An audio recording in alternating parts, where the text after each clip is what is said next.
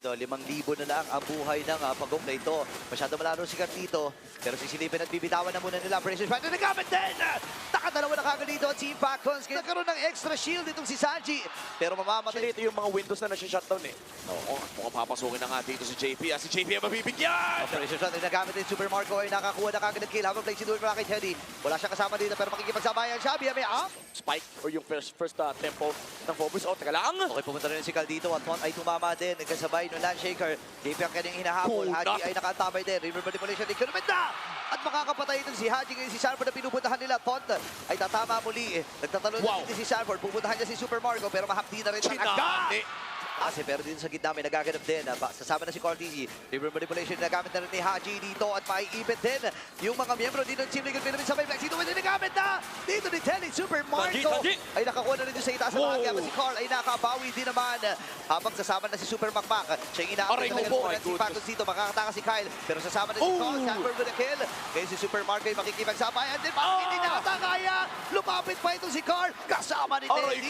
Paka-enclave secured para kay Carl at papasok si Kai. Lumapit na si Carl dito habang si JP atras. Ngayon, tinamaan ng stun ito si Flap. Kaya niya ba makasurvive? Parang hindi nakaata kasi pre-hit. Ito si Telly sa may flex. Ito yung ginamit din niya. May si Sanford. Loy ang Lord para sa Team Falcons. Nirarush na ito ngayon. Makikita din si Cortezi. Makakalapit na si Owen na ang kanilang Evoverse. Na maalam na rin itong si JP. Ito, knock up mula sa Lord. Pero sinasamantala na ni Sanji ang kanyang pagkakataon na bitbit. Oh my God! At si Cortezi nagwagi doon sa Lord. Hinahabol nila dito si Super Marco pero si Sanji mabubuhay pa rin mabibigyan. At si Teddy pumasok na nagamit din Purify as well. Makaka-BMA out si Kai. Nakakuha. Tsaka hindi ata bumanat si Cortezi. Again, mas mataas yung Aray ko po! Nagwawagi! Pero sabi ng Team Liquid Philippines, sige, try natin humuli ng isa kay Namunsak yung kanyang precision shot. Pero si Teddy pumasok na rin. Ang River Manipulation kagad kay Haji makakatakas.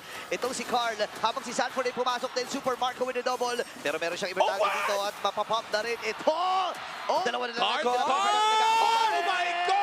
Si Super Cortezi mahahatak muli ng Team Liquid Philippines ito. Ginagalawan na lang talaga nila pero mababa ng unti-unti yung kanyang buhay. River Manipulation ay bibitawan na kagad.